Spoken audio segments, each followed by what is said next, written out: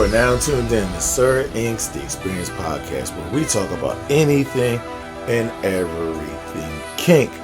This podcast is only catered to those that are 18 and above and may not be suitable for work, or as we like to say, NSF.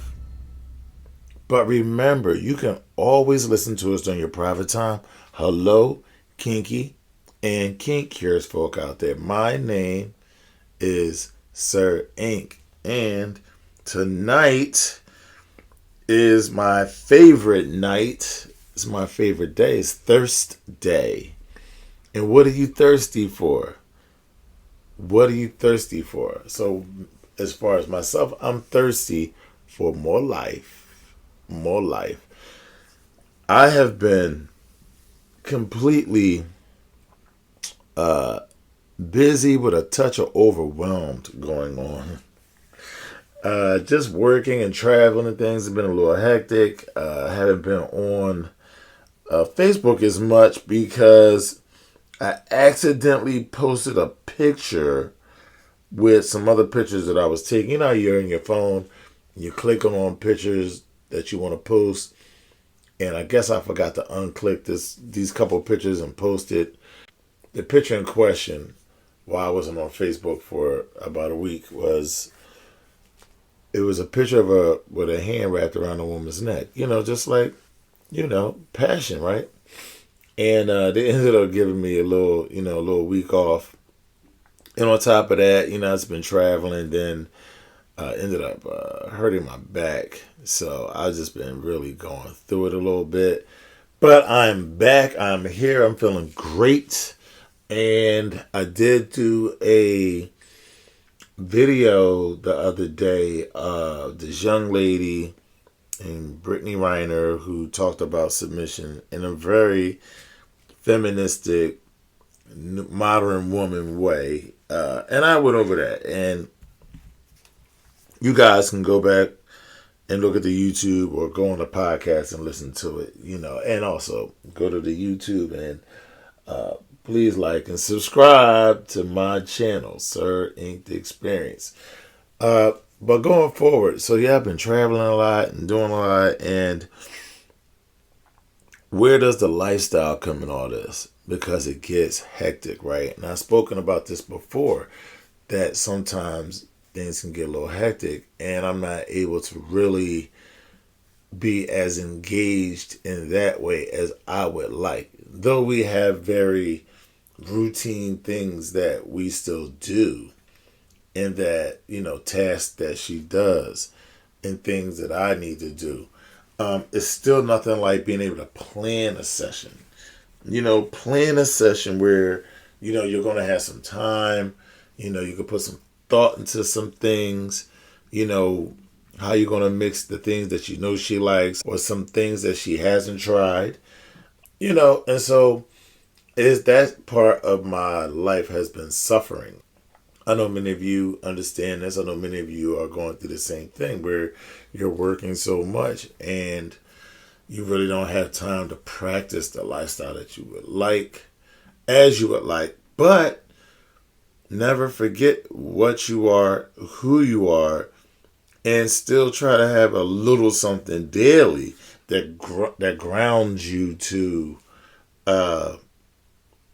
the lifestyle, to who you are as your role in the lifestyle. So if you're submissive, maybe you want to just practice kneeling in the morning. You get up in the morning, kneel for about a good minute, take a deep breath. It's like a form of meditation. If you're a dom, I don't really know what you could do, because if you're a dominant dude, then you're already in that mood all the time. So you have to go forth, being that kind of alpha male. And it doesn't have to be that overtly walk through the door with your shoulders all tight and looking like, I'm a man. It's not like that. But, you just have to make sure that your stuff is together. You have to make sure that you're together as a dominant. Make sure that you're ready to take on a phone call from your sub or be able to guide her in a way or, respond properly to the task that she's, sending you. If you have a task for her to do a journal, then you have to make yourself available to read the journal, to respond to the journal. Now, journals normally get put in at the end of the night, right? So if you're a working late person or whatever like that, then you have to say, look, then I'll respond to your task in the morning, or like let's just say, for example, you get off at 12 o'clock, so you might be burned out, right? But you might have a little time before you go to bed to read it, and if you don't, then make that promise that you're going to get up early, read it, and make sure that you can give your input. Sometimes journals are just routine. Like my day happened like this, my day happened like that. And then there's some things in that journal that needs to be addressed. Whether it be family issues, work issues, or personal between you and your significant other. So we have to have that balance. But there's ways that even in your somewhat absence that you can still be there, if that makes sense. I know it doesn't make sense, cause like for me, I don't live with anyone. So my connection, my contact with my sub is mostly through text. Is mostly through, well, not text, but the phone. And I suspect that many of us are living like this if you don't live with someone 24/7. So those communications are crucial. And so when she does her tasks and things of that nature, I make sure I take time to look and respond and give appreciation for her holding the line. And, because when I'm not as able to be as engaged, that's a time where some subs will take advantage and slack off. But what I see and what I appreciate is that this particular young lady sees this journey as a self thing. And it's about her and her dedication to herself and who she says she is as a sub to me. That's crucial. Discipline, stick-to-itiveness. Those things are crucial. She has a very hectic life. She's an alpha female at work. She has to deal with multiple employees and a lot of BS. She's not dealing with the most astute people. So it takes a different, and then you got to deal with your coworkers, right? And so, I appreciate her dedication to herself, which makes me cherish her more, because her dedication to herself is a benefit to me, because without fail she does her task. I mean, every now and again maybe she doesn't, but that's like she may not be feeling well, she may not be able to do her task in the morning because she has something to deal with family wise. So those are the kind of things that you can give leeway to, as she gives leeway to me, understanding my life and how hectic it gets at certain times, and being patient for me to come to the other side so we can be fully engaged and not just via the phone and task, but we can actually have time when we can really do a session. And a lot of it is, yes, we still have time where we get together and chill and things of that nature. But sometimes when you're doing a lot and they're doing a lot, sometimes you get together and you just want to chill. You just want to really just enjoy that person's presence. And you still have the dynamic going on. You still have the dynamic going on. She's still serving me. I'm still being that dominant to her in every way. But we're not actually doing sessions. And after a while, it's like, all right, we need to do a session. And I never want someone to feel like, or in a relationship in general, I know everybody can relate to this, like you don't want your partner to feel like you're getting bored with them. But life gets hectic for us all, and schedules change, especially when you may have kids in the mix, so you schedules change from from the spring to the summer back to the fall, and so it's just a lot. I'm not a spring chicken. If I was 20 in the early 30s, I probably have more time to just f off. But at my age and where I'm at in my career, it's a little busy, which I'm thankful for. Because during the pandemic, I was saying, man, when things go back to normal, I can't wait. I'm gonna get back out here. I'm gonna travel, this, that, and the other, which I've been doing. But I've been doing some like back to back traveling weeks, which is a little different because I normally, on this side of the year, between January and June, I normally would travel once, sometimes twice a month. And so this year, it's literally been since, man, really, no, this year, since February, it's been about two places a month, and as of June, it was just about every week, whether I was flying somewhere or I was driving somewhere locally for like my daughter's lacrosse game. I was down at the World Lacrosse, the Women's World Lacrosse Tournament in Maryland with my daughter, watching her play lacrosse over the weekend. And then I was trying to bounce back to my sub's house because with her friends, a nice little cookout. So I wanted to make sure I got there to support her, and that was cool. I was able to do it. It was only about an hour drive from her house to the field, so it wasn't bad. I was able to satisfy everybody. And that's difficult. It's difficult to do, but to whom much is given, much is expected. And they also said, "Heavy is the head that wears the crown." So we're gonna wear that crown. It might tilt a little bit, but we straighten it back up. We tuck our shirt in. We move forward. And so this is a life that I've chosen. These are the responsibilities that I've made, and I'm going to walk that path. And one thing about men, especially alpha males, we won't always communicate everything that's going on with us because you're kind of raised in an environment. When you're raised in an environment with men, it's okay, you can talk some things out, but there's a difference between talking about something and complaining.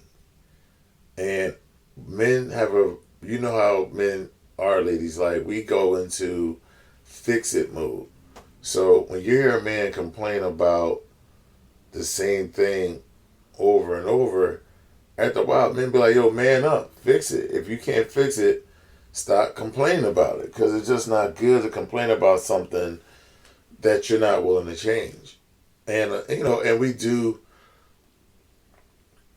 do throw that in the category of like you're bitching, you acting like a woman, things of that nature, because we expect that women want to talk and not resolve things because y'all just need to get it out. And a lot of times that is the case, but not every time. So men are problem solvers, and I think, and I've talked about this before, one of the hardest things to learn as a man is that balance between listening to her, to hear her let it out, or is she really seeking a solution so we can work on a solution together. I can give her my opinion. A lot of conversations aren't meant for feedback. It's just meant for you to listen. And that's a skill that you learn and a skill that you gain as you get older. With experience comes wisdom. And so that's where I stand with that.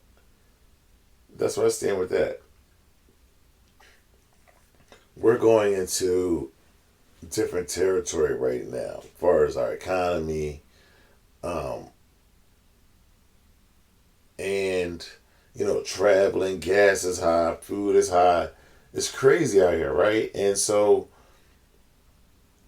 can you do BDSM on a budget? Let's just say that you're bored with your toys and you don't want to go out and spend a couple $100s on some new stuff, right? I don't know how you guys are, but sometimes for me it's more than just buying a toy. Sometimes it's like, okay, let's buy a toy, let's buy a little outfit, we got to dress this up. So, what if you don't want to spend a couple $100s or $100? Can you BDSM on a budget? That is my question for you guys. And this will be a challenge. And I thought about this. I want to do a challenge, a BDSM budget challenge. $20. $20 and less. Who can come up with the best idea for a session for less than $20? And you have to have at least 5 different things. So, for example, if you're going to use a shoe, that's one thing. So you have to list your 5 things and how you would use them. I'm going to run a contest on Facebook. I will post it to start on Monday. So, Monday the 11th, I'm going to post the event. So, I'm making this up as I talk to you guys now because I thought about this. BDSM on a budget. So, we're going to do $20 and less. You have to say what everything costs. You have to you have to itemize it, take a picture of everything, and submit it to me. So, we'll start on Monday. And everybody had their submissions in by Friday. You can send it to me via email, through the inbox on Facebook, or the inbox on Instagram. And the winner of that contest, no matter where you are in this world, I'm going to give you a $25 gift card. And it'll be a gift credit card, like a Visa card, so you can use it anywhere. Let's do that. Let's do this contest. Matter of fact, being as though I'm gonna have to buy at least a $25 card. Let's do $25 and less. BDSM on a budget. Who can budget a scene with at least 5 things for less than $25 and less? The best idea gets a $25 Visa gift card. Bam. And you have to, everybody can submit during the week, Monday through Friday, from the 11th to the 15th. And what I'll do is, over the weekend, I'll make a post and post everybody's picture and their how they say they would use each item. Some stuff would be self-explanatory, but say how you would use it. Please try to keep it short. We don't need a whole essay. Maybe like a sentence for each thing, and then I can post it all as one post, and then people can go on and review it. All the people that follow my pages can review it and like on it, and whoever gets the most likes gets the gift card. How does that sound, everybody? That sounds tempting. Now, I did a poem challenge like this before, and so now I'm doing BDSM on a budget. But this time, remember, it's $25 and less. What can you get? Whether you can use something in your house or whether you're going to the dollar store, the supermarket, wherever you may go.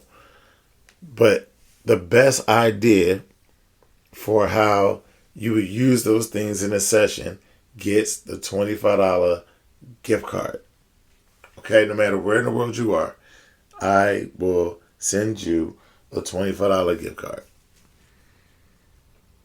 So let's get these ideas up, get them to me. I will post them, and let's see who gets the most likes.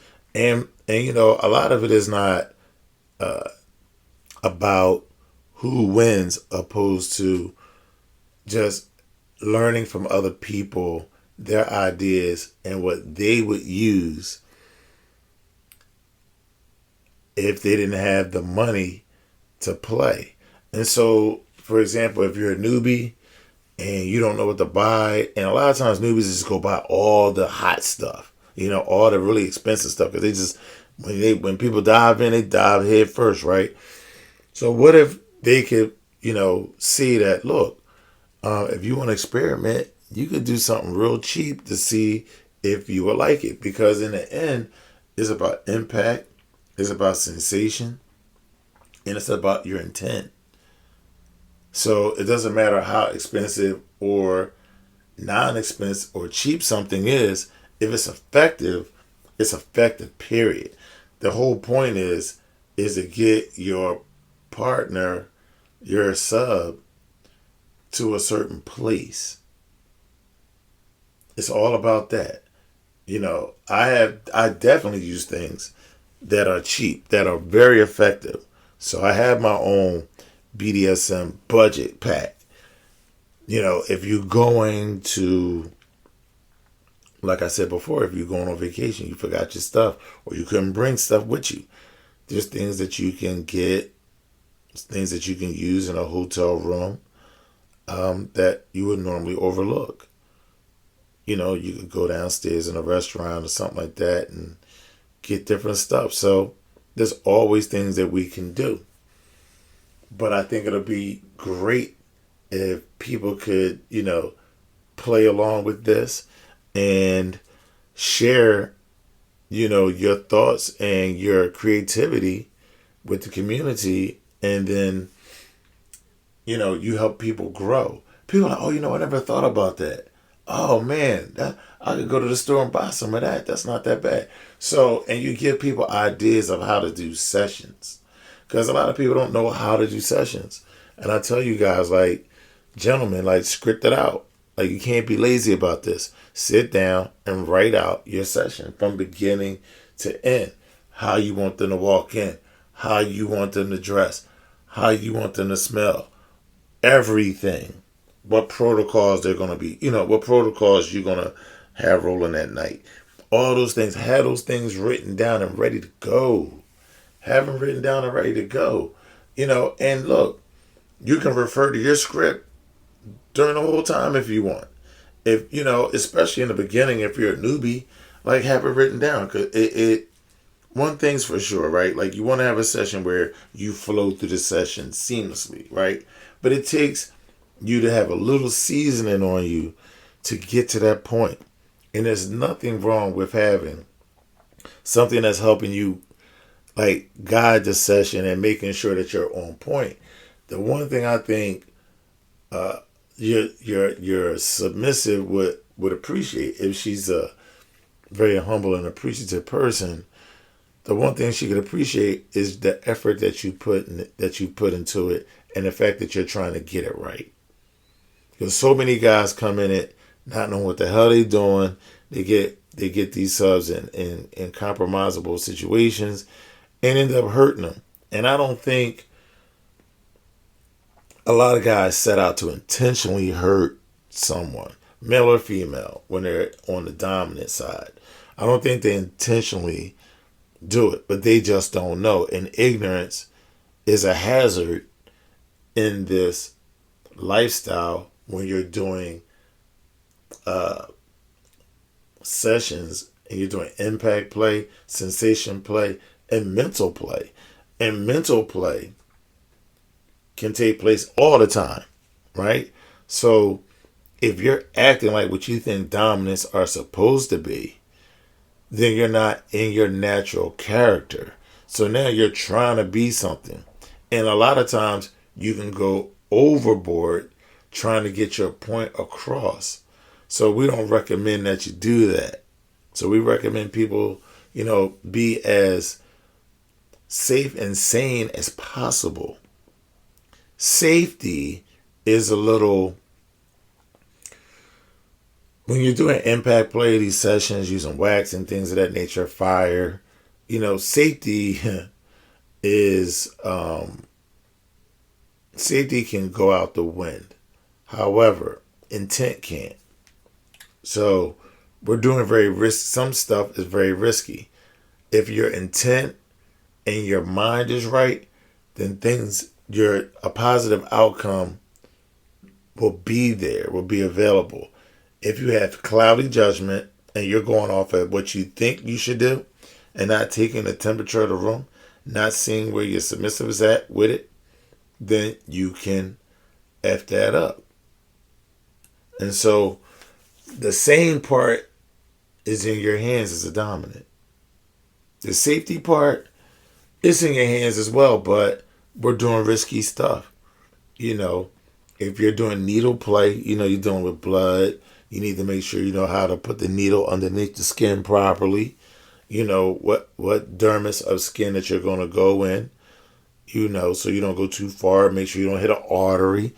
All these things are important. And these are not things that you want to just do without learning what you're doing first. So this is my discussion for you guys tonight. I always appreciate you guys tuning in with me. Let me know what you think about the challenge. If you game, inbox me or email me. Inbox me on any platform, Instagram or Facebook. You can email me at sirinq09@gmail.com. And remember, guys, please just itemize your things. If you want to take a picture of all of them together and talk about them, that's cool. But please try to keep your description to a paragraph. I know it might be hard for some of you ladies and gentlemen, but please just try to keep it short so I can squeeze it all on one post, because I want everybody's work to be seen at once. It'll be difficult if I have to break that up, and some people may be able to see one post with some memes and some writings in it, and then they may not see the other posts. So I'm just trying to streamline it if possible. So thank you for listening. Let me know your thoughts. Thank you for always being here. I will be back next week, and I'm switching from Wednesday to Thirsty Thursday because Thursday is my day. And just right now, this just seems to work for me, Thursday, because Wednesdays have become a little bit more hectic because of my child's schedule changing with her summer sport of lacrosse. So I'm just rolling with the punches, guys. So hang in there with me. Again, if you have any stories or memes or anything like that you want me to discuss, send them to me. Let me know. And until next time, be safe and roller free. Peace.